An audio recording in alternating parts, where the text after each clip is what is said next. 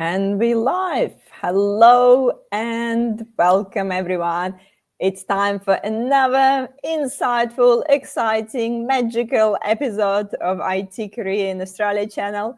And today we're talking about the topic that probably resonates with a lot of women out there. We're really close to International Women's Day. It's on Saturday.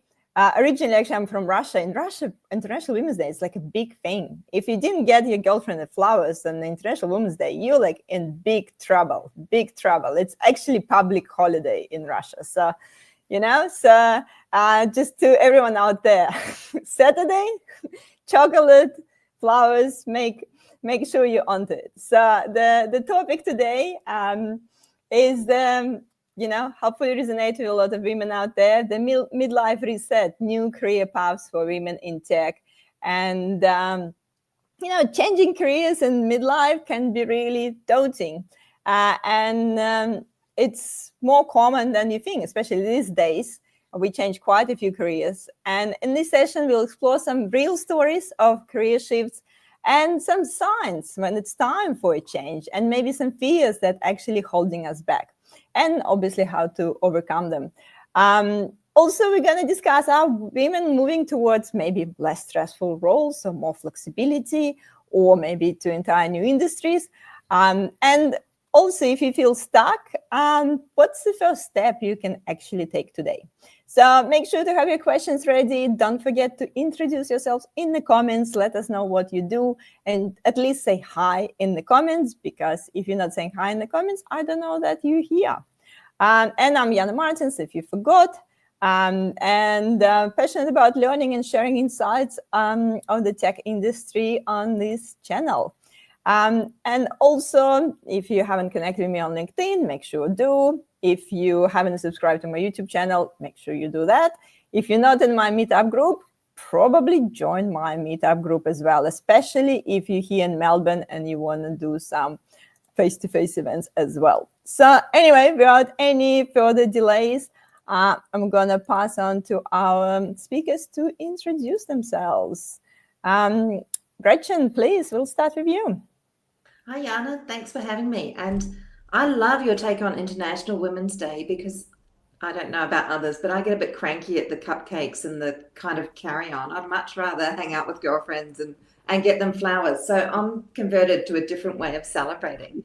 But thank you for having me. As I said, my name's Gretchen. I'm the CEO of Collider. We've got a tech-specific career passport. So it's designed to help people in their tech careers understand what skills they've got, look at what skills they need to work on, and then be able to share that information with their current or future employers. So I love talking to people about their tech careers. But that's me. Thanks for having me. Thank you. And over to Wendy. Hello there. My name is Wendy Alexander, and I'm the founder of Happy Career Hub. And my work is concentrated on helping women in particular change into different careers, women who are interested in leaving tech. Some of them are not interested in leaving tech, but they want a different role. So I mostly work with the midlife woman. I'm a midlife woman myself, and I'm one that left corporate and technology to pursue career coaching, resume writing, business copywriting, everything to do with the things I love doing. Perfect. We have quite a few people joining. We have here M77. Love YouTube names. Sorry, maybe mention your name in the comments. Rash here. Someone else from LinkedIn here. Raul's here. James here. Thank you guys for saying hi. And please, I can see you watching. If you're watching and didn't say hi, make sure to say hi. Otherwise, we don't know your name. So it would be nice to see who's joining us and where you're watching us from. Without any kind of further delay, let's dive into the topic. So I thought we'll start with a little bit, the stories. It's always good to hear the actual stories of people been there, done that. We often can talk about the theory and what to do, but examples is always resonate. And, sometimes you hear some example and you think like, oh, I'm not the only one crazy here and thinking about it. There's other people that done similar, other people thinking the same way. So it's always helps. Yeah, always helps. I know that Gretchen helped a lot of people to move into the tech, so we'll share different stories today. And yeah, Gretchen, we'll start with you and maybe share some story of maybe some unusual career change, someone moving into the tech or changing career drastically in their midlife. Oh my gosh, a bit of background for the viewers. I actually taught a diploma of IT at a boot camp for several years. So I've been involved with hundreds of people changing their lives and moving from one thing over into technology. And part of the reason I love doing that is because I've got the weirdest career trajectory in the world as well. People look at my resume and go, that makes no sense. So I'm a huge fan of big shifts and changes. I worked in events and then agriculture and then technology. I worked in plastic surgery and medicine for a while. So everything is possible in the world is what I'd preface this with.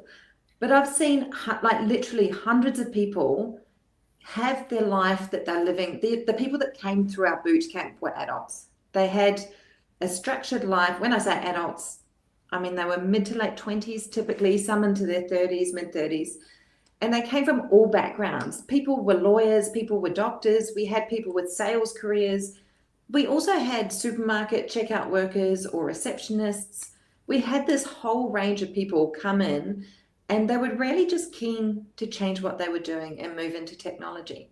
But one that really stuck with me was a guy called Ivan, and he highlights how transferable skills is something we need to start identifying and thinking about, because we all have them.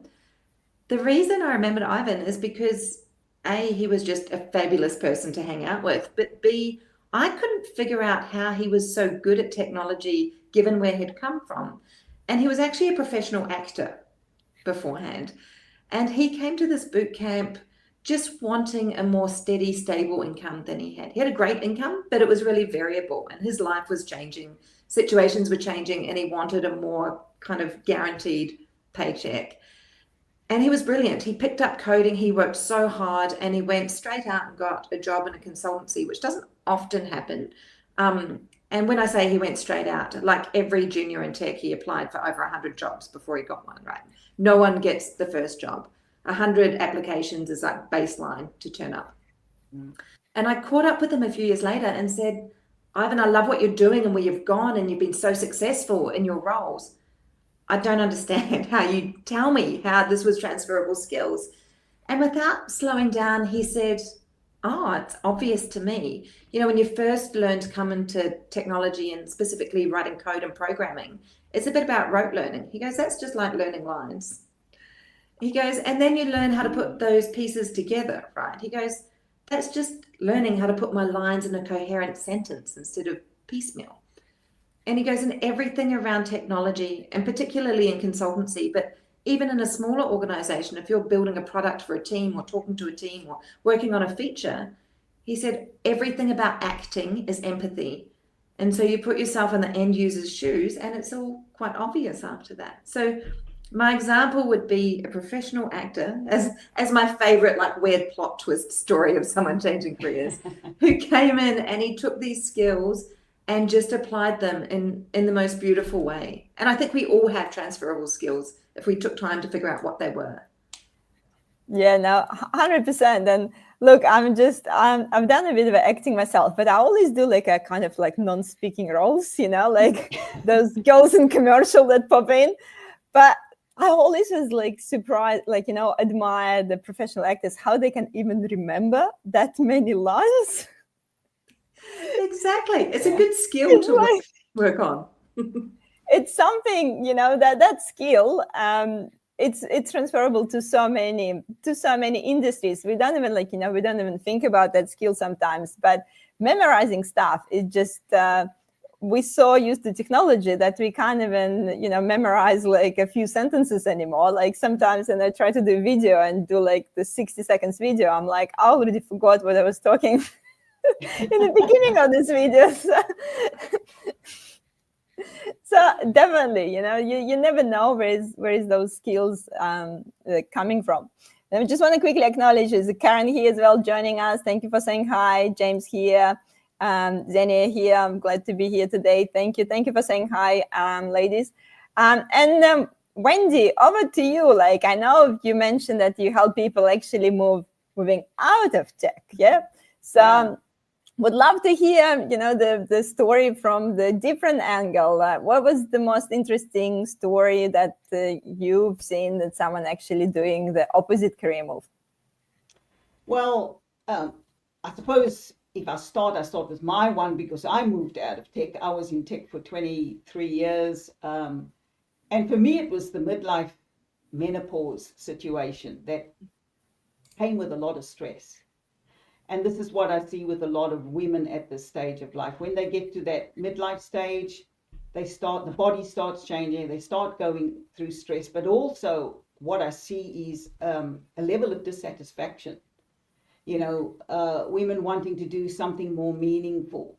And a lot of them find that tech is maybe not the right space for them, or tech comes with a lot of stress, because especially when you're delivering high priority projects. In my case, I was delivering, $200-300 million projects. You can never do that within an 8-hour day, right? So you're working long hours. I had a teenage daughter, I was a single parent at the time. And so it was like, I'm mother, father, taxi, all of these things. And then this body change happens. And so I had, big thoughts about leaving tech. And made the shift through a lot of planning, right? So I didn't just walk out the door. And this is one thing I always encourage people to think about. Don't put extra stress on yourself by walking out of a role if you haven't got the financial plans in order, or at least some savings, or at least some backings. Because otherwise, you're quickly going to unravel that great desire to do something different, because we all have obligations financially, right? We all have to pay the bills. Much as we hate it, we have to, the mortgage, the kids' school fees, all these things. So be practical, do it in a practical way. It's what I did. I planned it over probably 18 months and then eventually exited tech. Now, the stories that I have from other women, one woman I'm actually working with at the moment, so she's in the process of making that move. She hasn't fully left tech, so she's been a trainer and a change manager in tech, and now wants to go and do some of that kind of work in the community, in sustainability, potentially non-for-profit. So we're currently going through that process with her, and I agree 1,000% with Gretchen. Identifying the transferable skills is the key. Because once you know your transferable skills, once you can frame it up really well in a resume, on your LinkedIn, potentially a cover letter, and in interviews, then the transition is not that hard. But where I see people really struggle is when they can't frame up their transferable skills. And there's another woman that I helped. So she was mostly doing business development in tech, so selling a lot of tech products, software, and things like that. And I think she got to that midlife stage and was like, you know what, I'm done with this. I'm so stressful, always having to meet quotas and targets and all of this type of thing. Alongside her business development, she did a lot of event management as well for the company. So what she ended up doing was, after some work, we framed up everything, identified all the transferable skills. She ended up moving into non-for-profit, and doing events management and working back with corporates, but raising money for these non-for-profits. And she found that a lot more fulfilling. So it's available to anyone, but there is some preparation required, is what I would say. Can I ask a question, Wendy? I'm loving this, and I'm a huge fan of. I wrote a really ranty blog that's called "Why My Extended Parental Leave Has More Value Than Your MBA," and it talks about how we get skills in different ways, like negotiation skills you develop when parenting are transferable to the boardroom, right? Like you are dealing with children often. I'm kidding. My actual question, Wendy, though, was I get really worried that women are ending up in roles that are paying less, and then they're economically disempowered in the future. I haven't seen that. So I think once you I mean, there's a process that I go through with people is first we're going to identify the transferable skills. Then we can identify the companies that you want to work for, because you're not going to, I mean, as I said, I don't encourage people to put themselves under financial stress. So you need to identify the companies that are going to pay the kind of money that you can command, right? And when you zone in on skills like leadership skills and team building skills and mentoring skills, if you've got 20 years of doing that in various capacities, even if, as you say, it happens in the personal life, for example, coaching a soccer team, that's mentoring skills. If you learn how to frame that up well, then you can sell yourself to the highest bidder. And at the moment, the market is such that that's what they're looking for, right? Even tech companies, that transferable skills, the what we call the soft skills, leadership skills, they are rating higher now than job-specific skills. Because at the end of the day, most companies recognize, or certainly what I'm seeing when I talk to companies and when I talk to people, they know that job-specific skills can be learned. Yeah. But the problem solving, the team building, the leadership, that comes with a few years of experience, and so people value that. We are in what I call, they call it the silver tsunami, things are changing. But a lot of what I'm hearing and seeing is that the gray hairs, my partner calls them the gray hairs. So this is me with my gray hair. I just got mine hidden. The midlife person is suddenly quite valuable for their experience and those highly sought after transferable skills. That's what I'm seeing in the market at the moment. Yeah, and I guess I like the point also, mapping out those companies who actually will have budgets for pay for roles. Because, in that example of like moving from the tech sales role to event management, so almost sounds straight away as a big kind of drop in the salary. Yeah, if we like just think about it independently. So people who, in the sales and the tech usually make more money if you think about event management. But again, like if you position yourself correctly, if you look at the right company, if you also lead the team that organize the events and you get the big sponsorship packages and things like that. So I think those, the details is could be quite important, because you can look at the market and see like, event manager getting like $80, 80,000 per year. And that's it. Like, I'm not taking it, but it's the levels as well of the... Yeah, for example, if you look at event management in spaces like Tennis Australia, like the AFL, that's a whole different ballgame and a whole different salary, right? Because those events are going on right through the season. They generate huge amounts of money.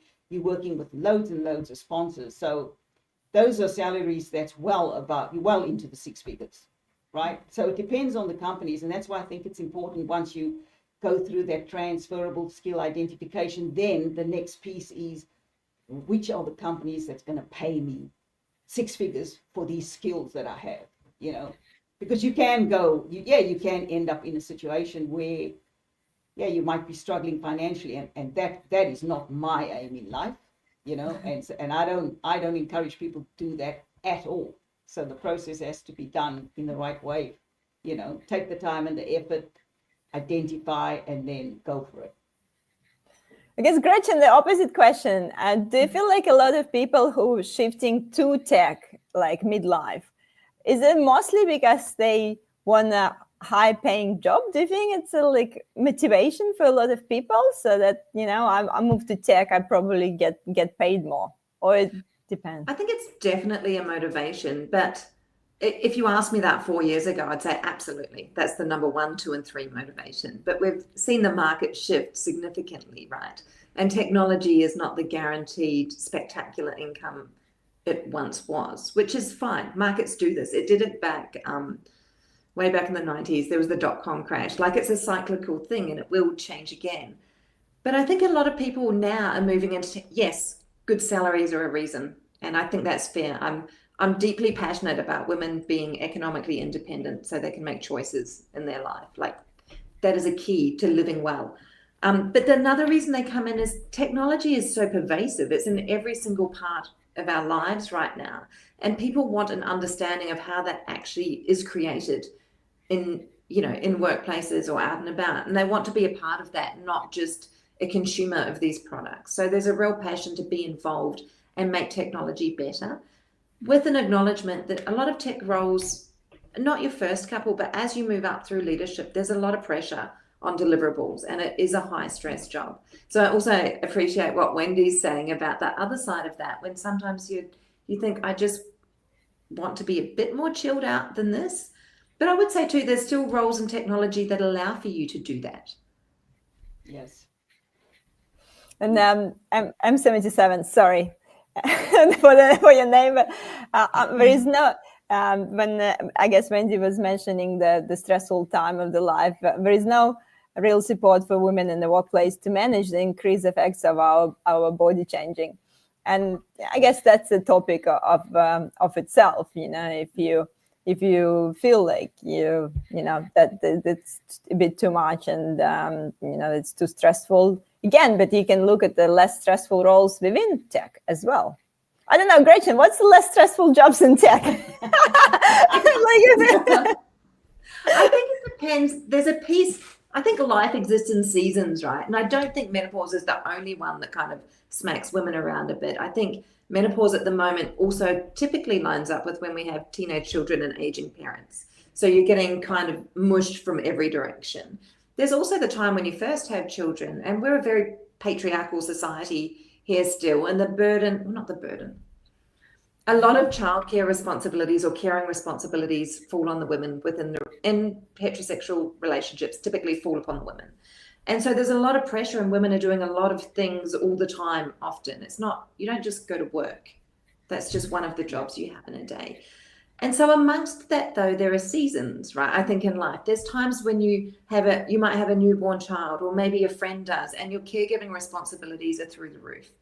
That is not a time for you to go out and look for the biggest promotion that requires hours outside of work and extra learning and stress and no sleep. It's not time for that. It's a bit of a time for going, you know what, I'm really good. Like, I'm at master level for these skills. I'm going to get a job that sits right there because I can do it without the stress. And so to answer your question, Yana, this has been a really circular route to an answer. A less stressful job is not necessarily just the job, but also where your abilities land within that. So if you can do the job with your eyes shut, obviously less stressful, but starts being a bit boring potentially. But there are times in your life too where you might be like, hey, everything's going well. I've got support from a partner, family, friends. Kiddos are going great. Everything's happy. I'm really going to strive and drive for that next piece. And I think you need to balance your whole life with what your career is doing. I think sometimes we just say it should be a linear trajectory. You should be chasing the next step on the ladder all the time from day zero.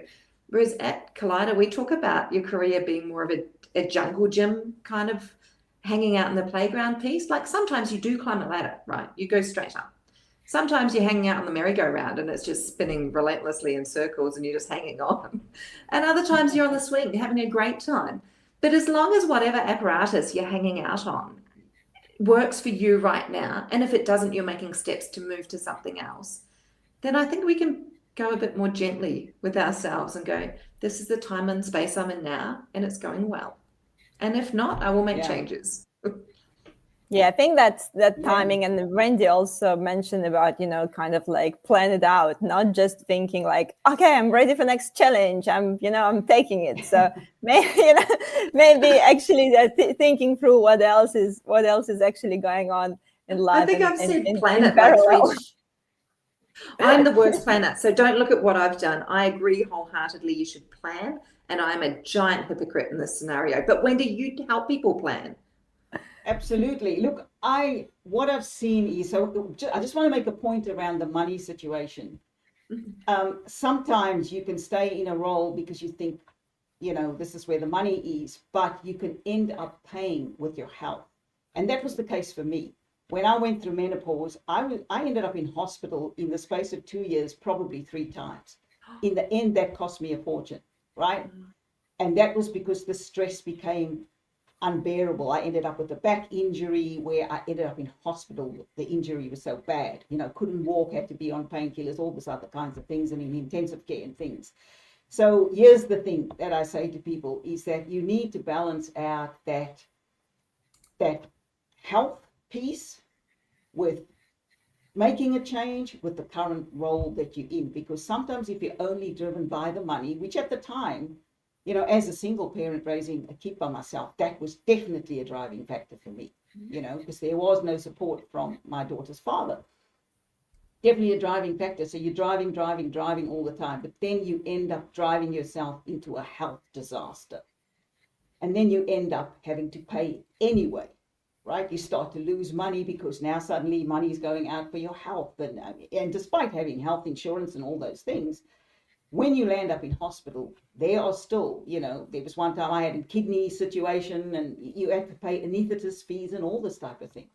And so I encourage people to, when you're starting to think about change, look at the impact everywhere, not just, oh my goodness, I might lose $20,000 if I go into that role. The truth is you might gain because your health is suddenly mellowed out, right? And you're not so stressed. So every piece needs to be balanced. And that's where the planning comes in. Like when I work with people, I'm asking them a lot of questions, like where's it going to impact? How's it going to put stress on the family? Is it going to put stress on the husband? You know, if you make the change, can you do it in a different way? For example, if you want to change industries, how about we look at you volunteering in a company or a place to gain the skills that you need to make that? So you do it slowly instead of just gung-ho and then suddenly there's pressure and all of those type of things. I guess I'm very much a practical girl with the feet on the ground, always have been. And so for me, that is the way, which is probably why I ended up in project management, right? You know, planning. So it kind of weaves its thread throughout my life. But I've also seen it work really successfully. I've also seen it take that pressure off me. And so that's why I encourage people to do it slowly, to do it in different ways, to find ways they can gain skill. For example, if they want to move into another industry and they don't particularly think they have enough of the skill that's required, first identify the transferable skills. If you find a skills gap, maybe consider volunteering in, because I tell you, many people are open to that. They're open to volunteering. And helping you gain skills, especially non-for-profit companies. They love that volunteering, and you're going to gain a lot of skill there that you could potentially, if you want to transfer into non-profit, you can do it, or you can use those skills for another industry. I like that example about actually thinking, you know, where you can gain, where you gain, where you lose. You know, the person who just did my knee reconstruction last week, you know, you never know where is the loss can be, but that's true. And I know, like, I guess we've been all told from childhood, if you work hard, like things to come to you, but it doesn't, like, you know, it doesn't work. It doesn't work. And the you know, if you're pushing too hard, the universe push back, you know. I sound a bit, you know, but it's true. And even like that example of the money, when you so stressed and you end up just eating some takeaways and you compromise on the sleep and you compromise on this, compromise on that, you end up getting sick. Like you end up, you know, feel worse. The people disregard that actually how sleep deprivation affects you more than you think. You know, you can't really catch up on sleep later in life. That doesn't work this way. No. and things like that. And we forget about it often and just, you know, think about that, you know, oh, I can make 20 extra K, but how much you spend on the takeaways in the meantime. So it's all this balance. I'm actually curious, you know, we're talking about those timings, and timings is important.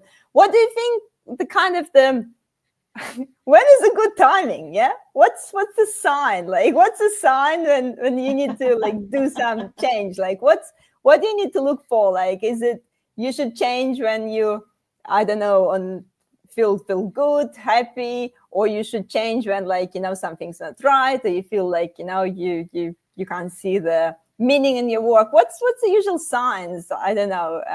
And Gretchen, maybe start with you. What do you think the signs that you need to do the career change? Oh, that's a big question, isn't it? Because it depends on so much. But often I think we look for change when we're dissatisfied. Like, we don't tend to go, hey, life's good, let's find something to change right now. We tend to start feeling a bit restless or niggly, or I know I had this one job in my career and I was paid fabulously well to do pretty much nothing. Like it was the cushiest job I've had in my entire life. And I caught up with a girlfriend for coffee and she goes, "How's work?" And I go, "Oh, yeah, it's great. I'm doing X, Y, Z." And she goes, "Oh, you sound miserable." And I said, "Yes, I've got the cushiest job in the world. It pays me the most I've ever been paid to do the least. And I dread going to work every day. I'm lethargic. I can't be bothered. I don't want to." And she goes, "Oh, it's because you're part of the problem now." And what she meant by that is I had a fundamental values disalignment with this organization. And the moment she said it, I went, "I can't unhear that. I'm going to need to quit." And Wendy, I didn't plan as much as I should do. I quit and then found something else later. But what I'm saying with that is I think you get a sense of dissatisfaction, and it might be that the job is not the right job for you. Like you're a bit kind of going to work is just like dragging your feet through mud. Sometimes though, I've actually seen, you know what, it's because your significant relationship is rubbish and maybe you need a divorce. Like the dissatisfaction that makes you consider changing your job might not actually be coming from your job, is what I'm trying to say. I think sometimes it can be a sign that something in your life is not as you want it to be or need it to be for the future. And sometimes changing your job is the easier option. Like if you're talking about leaving, for example, a marriage, that's a bigger deal than getting another job somewhere. But sometimes you can put all the angst from that and transferable skills, transferable angst. You can put that on something else. Or maybe it just is that you're exhausted and don't have enough support in the rest of your life. But overall, I think if you start feeling a dissatisfaction, like you know when you're ready for something else or something to shift, I think you should slow down a little bit and think about which bits you're actually truly dissatisfied with. It might be that your job's unbelievably cool, but the stress is that you've got school drop off at 9 o'clock every day. So you're always 5 minutes late for your first meeting. So you feel frantic from that first moment. Like it might actually be nothing to do with the role. Or maybe your job is great and the role is great, but just at the moment, you've got a really sucky manager. But you can do things about that without doing a big knee-jerk change. And back to being a hypocrite, I think instead of like I quit my job and then looked for something else. In saying that, I did have resources set up so it wasn't the be-all and end-all, and it was when the tech market was huge and you could kind of confidently, arrogantly go, "I'm pretty sure I'll get a job." So there was some buffers in it. But what? Yeah. I was gonna say, like, it's interesting because it's not always, for some people it's better to plan, for some people it's better to quit. So there is no really one approach fit all, because sometimes some people, they react to stress differently and then they quit. They actually activate more resources and they actually go and like find something else and can be really productive. So I think these both strategies can work. Also, it depends on your personality, depends maybe on your network, and depends on other factors. So it doesn't mean that I guess we were talking, we have two examples here, Wendy saying 18 months planning or just quit because there's some value misalignment. But I think the point of all the stories like that both approaches can work, and it just depends on a lot of factors as well. It does. Yeah, I say just don't be reckless. Yeah, and also depends on the market we're in. Like right at the moment, I would not be encouraging anyone to walk out of any job because we're in a very volatile market. And you see that people are taking, 3 months, 6 months longer, some of them to land the next role. Now that's going to put a lot of pressure on people. But I agree with Gretchen. If that dissatisfaction is creeping in, like if you get to work on a Monday morning and you already counting down the hours to Friday, that is one of the first signs that you don't like your job, that you're not, and it could be for a number of reasons. Could be you have a nasty boss and you don't want to be around that person. Could be you uninspired, like you say, you might know, you probably could do the job in your sleep and there's nothing there stimulating you anymore, right? But for a lot of women too, I see at this midlife stage, it comes down to two things I see. One is the stress of the changes of the body, which comes with insomnia for some people and hot flashes and all these other things.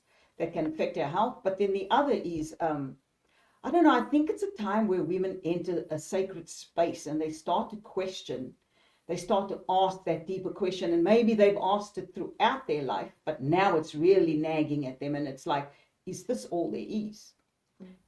What is there? What else is there for me to do? Like, I don't, and I think for me, it was a combination of the two for me when I left tech. It was, I had been asking the question, is this all there is? Like, I'm bored to death.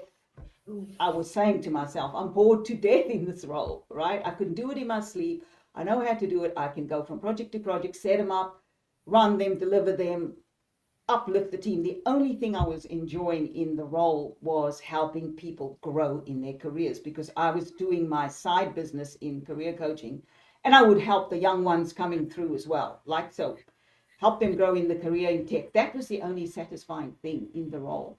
And then, of course, a year or two later after that came menopause and all the other stuff, and I was slammed by it. And then I was like, you know what? This is like a perfect storm for me to really make change and question. And so I think those are the factors that drive the change. We all know when we're dissatisfied. We may want to deny it, right? Because that's also part of the piece. But we all know when we're dissatisfied. And the moment it starts to niggle, and I would encourage people to start looking at it when it's only a niggle.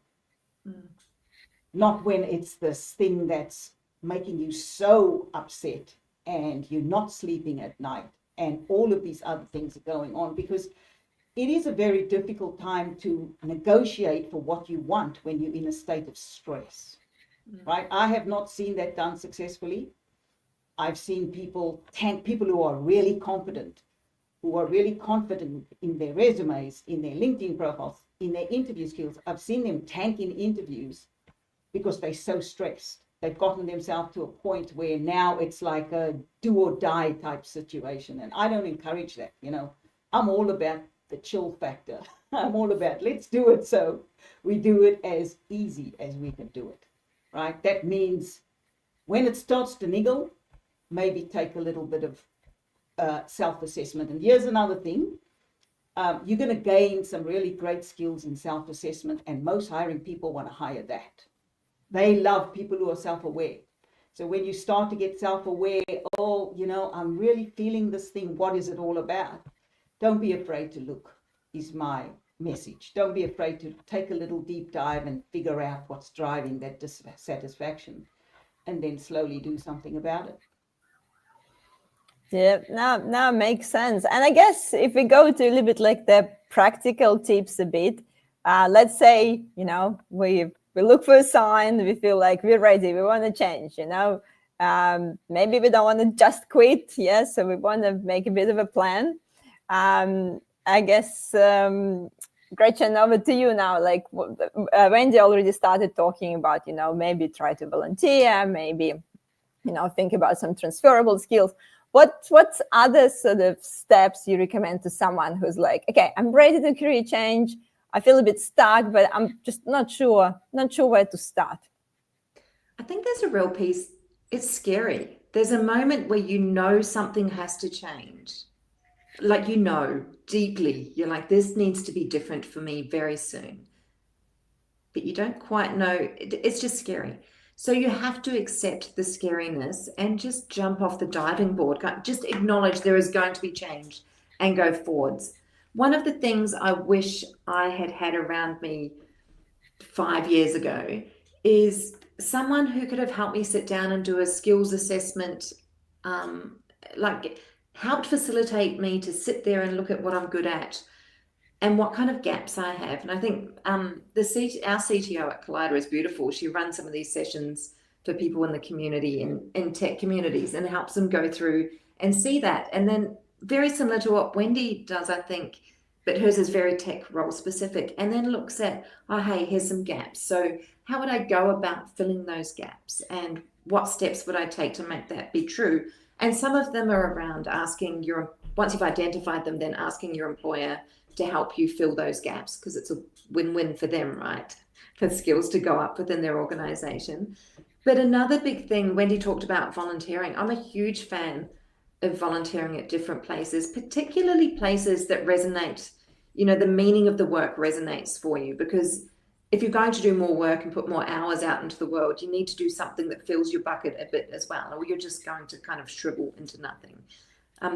So for me, I'm quite passionate about sport as well. So I've spent years coaching different sports or being team managers for different things around young people, because that is quite energizing as well. Gives you other leadership skills, it gives you coordination skills, it gives you mentoring skills.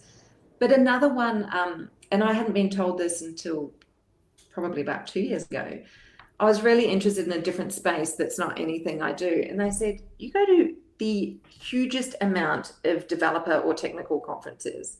Like, why don't you just kind of invite yourself to one of those conferences as well? Or meetup groups, and go and observe the people doing the thing you think you're interested in, just to see what it's like. Just go and do some free learning. Another thing, and I don't know if I should say this as advice, my adult daughter, she's in her mid-20s, they used to just go, if there was something they were interested in at university, they would literally just go to the lecture to see how interested they really were and squeeze in some free, like literally they would just find a timetable and go, that's the topic I care about. I think I'm going to see what they're talking about. Stroll on in and then leave if they weren't. I mean, they were paying fees and going to university at the time, so I'm not sure how viable an advice piece that is. But there's information out there everywhere, so you can go and try before you buy, I guess. Yeah, I actually done it when I moved to Australia. I was doing it more also to sort of meet people and listen to some, English lectures. But I just bumped into the lectures at uni. I wasn't a uni student.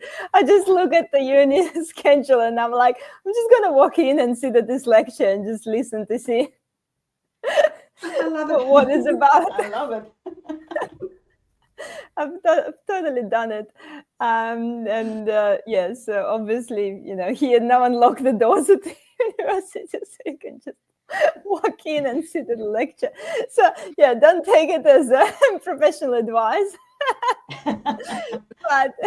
but you can totally do things like that, and 100%, and kind of understand if you're interested in that.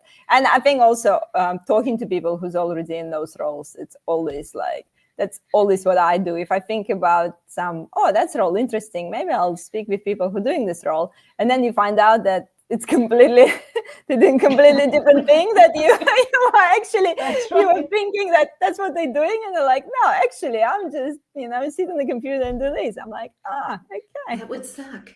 It's an interesting piece you brought up there, Jana, and that sometimes it's not what we think it's going to be, and it's worth knowing.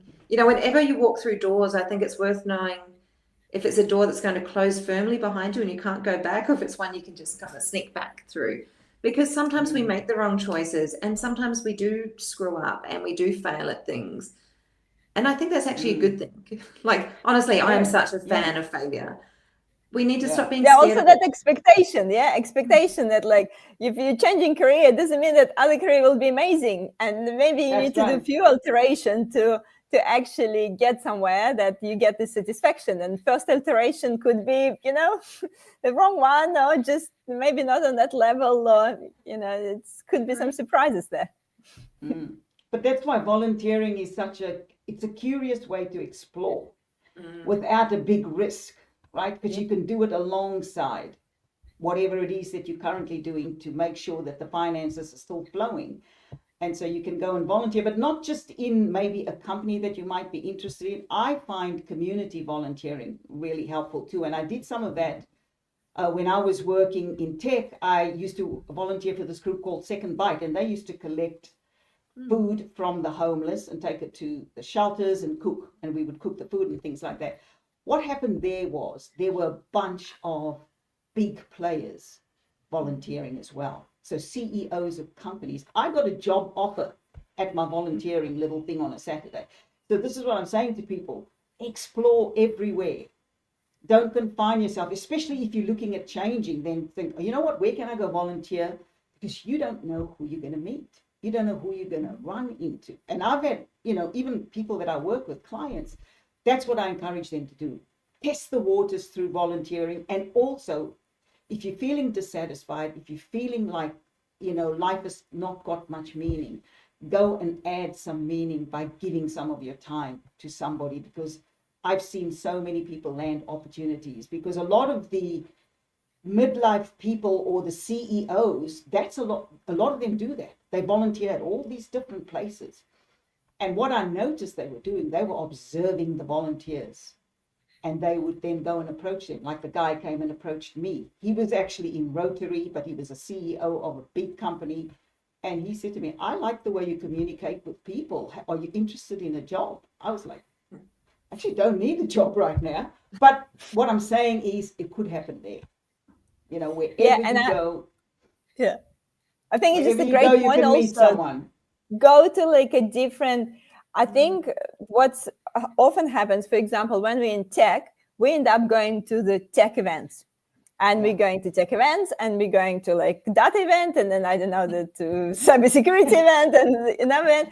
And you basically kind of often go through the same people as well, and you meet similar people, especially if you've been like in an industry for a while. So if I'm going to any tech meetup in Melbourne, I probably like 100% bump into people I know. And sometimes you go to completely different event that's maybe not in tech, maybe completely in a topic you don't know, and you realize that your conversation changed, and the people talk about completely different topics, and there is a different life out there. So sometimes we're not even realizing, because we're so used to the circle of people that maybe jargon and things like that, that just even going to communication with different people can actually bring some new ideas as well. Yeah. It's about networking, isn't it? In so many different ways, Yeah.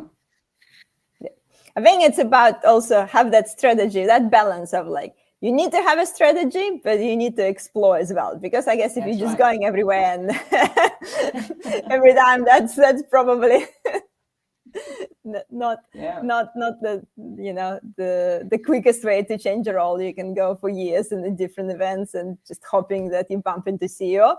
I mean, it can happen, but maybe, No. not the most strategic approach. Anyway, I'm just cautious about the time. We're already getting into 47 minutes past our live stream. We have some questions from the audience. I think we probably will take this question offline about the diversity work history and how to showcase transferable skills to get into the role. So I think we'll just take this question of offline. M77, please connect with me, and we'll do the virtual virtual giveaway. But on this note, before we're gonna say some final words, let's choose the winners for our virtual giveaway. Yeah, the virtual giveaway, it's a 30 minutes virtual coffee chat with our speakers, and I'm gonna do the announcement for next week. And while I'm doing that, Gretchen and Wendy can look at the comments and choose the person they're gonna have a virtual coffee chat with. And then next week, we're gonna speak with Jonathan. Next week, 12th of March.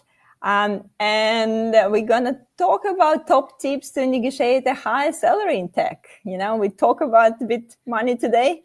And we're gonna talk specifically about money next week. So how actually approach it. And some people good in it, some people, not that great. And, sometimes just taking the roles that could undervalue, could be under the market value. But, Jonathan gonna talk about it next week. So make sure to attend. Okay, so ladies, Gretchen, who you gonna have a virtual coffee chat with? Oh, I'm going to pronounce the name wrong, and in my defense, I say my kids' names wrong too sometimes, so please don't take offense.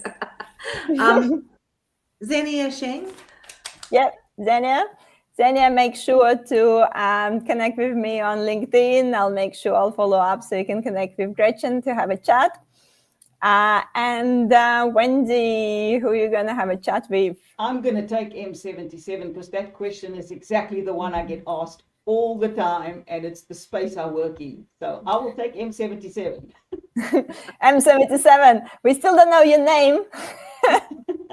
Please, maybe share your name with us that we know that you're connecting, that we connected on LinkedIn. Melanie, here we go. Thank you, Melanie.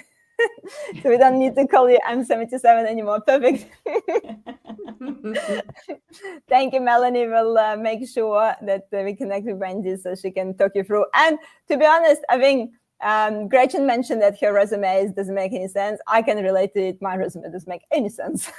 Like, just seriously, like I have to rewrite resume for each position because it just literally just bits and pieces. But I know I kind of been doing the same thing, but it's not like, if you look in traditional way, it's not. But in reality, I know I'm just using the same skills in any job, like no matter what the title is. So yes, it's definitely interesting topic. It doesn't really help if you have a resume with completely different titles, but there is definitely a way around it. There's definitely way around it, 100%. And just to finish this live streams, ladies, just want to maybe ask you just to share, I guess, summarize a little bit our today's discussion and say, what is, I guess, your top tip? Like if you give like some advice to someone who feel a bit of stuck, feel like, they may be in that midlife situation, something doesn't feel right, they want to change. What would be your sort of the top advice that people take from our today's discussion? Should I go For first? me, okay, go. I know to summarize, you're meant to cover off what you've already said, but I'd like to go No. in a different direction and say, I think you need a community. You need people to talk to about this. That would be my top 1, 2, and 3 tips, is find other human people to discuss where you're at and where you want to go. And that's a whole heap of find your Wendy's, find your person who's done the other job that you want to do, find someone who has left or changed industries, find a friend who just loves you and thinks you're awesome, but has no idea what you actually do at work. Like, you need to collect all of those people together and have the conversations and actually just say, this is not what I want to be doing right now. Can you help me? And go from there. I think it's around your people in your tribe, and you probably need to expand it to get to where you want to go. Sorry, over to you, Wendy. Wendy, shameless plug-in. Well, before Wendy, and come to the Tech Walk if you're in Melbourne. Well, obviously. Yes. On Sunday, 6th of April, we're having a next Tech Walk in Melbourne, in Albert Park and Lake, and we, have 60 people for like last time and the time before. So we have a pretty diverse group of people. So, come to Tech Walk, you'll, over 60 people, you'll find someone to resonate with. So definitely join. And we're doing one on the Sunshine Coast, but we probably have to move it because of the cyclone. But anyway, Wendy, sorry, back to you. Look, for me, I've learned that you gain clarity by taking action. So I always say to people, identify the one next step that you can take. And it could be anything. It could be that you need to talk to someone. It could be that you go, you know what, I haven't dusted my resume off in 20 years. Maybe the next, but only take one action at a time. Because what I've seen is people get overwhelmed when they feel they have to take 20 different actions to make a change in their life. So always identify the one next step.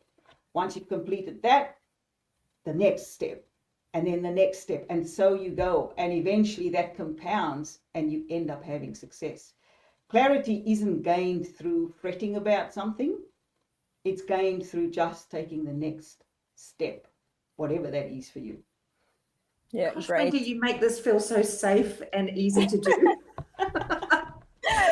Yeah, no, I like the next step, because we do get overwhelmed if there's too many things we want to do.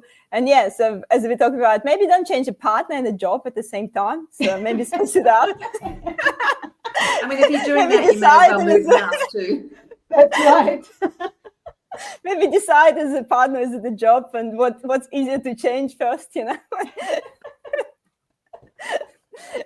And on this beautiful note, actually, we have one more comment here. I once said in the class that I was only, because I'd forgotten my room number wrong, and I was too embarrassed to just leave. I once walked into one lecture thinking like, oh, I'm just want to listen to this lecture, and it was exam, and I didn't realize it, and I sit for like a few minutes, and I was like, why are people looking so strange at me and asking me to move away from like not sit next to them, because they're all spaced out so they don't like sit next to each other for exam.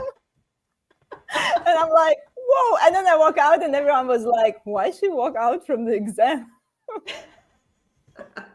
You win, Jana. That's awkward. Yes, we've all had those moments. So I was just like, oh, no, all good. See you next time. But yeah. I think they still puzzled what's happened at that lecture, but it was 15 years ago, so they forgot probably. Anyway, thank you, ladies, for spending this hour with me. That's been great. I hope we give some encouragement to people out there who might be thinking about some career change, and sort of see that a lot of people going through that, and it's completely normal these days to look for the new career. It's getting rare and rare that you will stay in the same career all your life. And look, there's maybe, it's hard to say when it's a good time, but it'll the timing play out, and it will be a good time to make the right move. Yeah. Agreed. So thank you again. Thank you.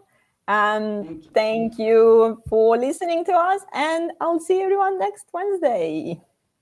Thanks for having us. Thank you. Thank you for having me. Thank you.